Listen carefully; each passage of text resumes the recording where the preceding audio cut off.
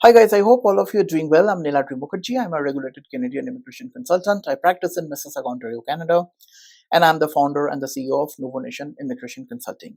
A lot of time I get this question is that I'm not allowed to come to Canada.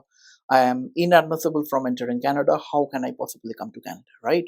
So if you are otherwise inadmissible from entering Canada, so these are the two logical options you have on the table. One is the authorization to return to Canada, and number two are the temporary resident permits. I'm not saying that these are the only options you have on the table.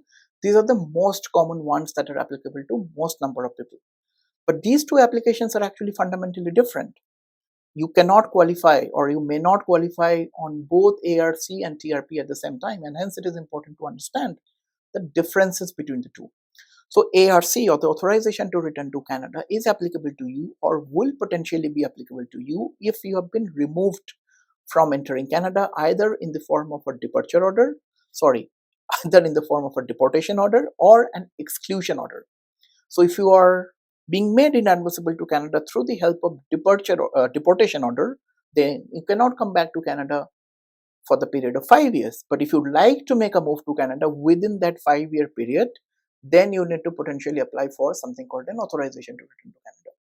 Similarly, if you are being made inadmissible to Canada through the help of an exclusion order, in that case, you are not otherwise allowed to come to Canada for a period of 1 year.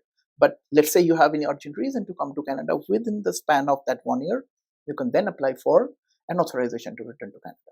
That's about ARC. TRP, on the other hand, is a temporary resident permit.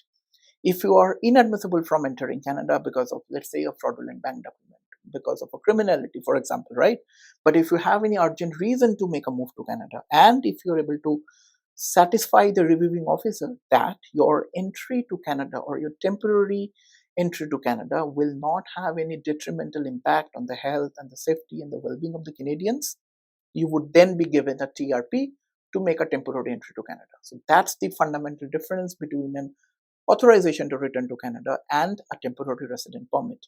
We as an organization, we deal with this kind of applications a lot. Both of these are complicated applications.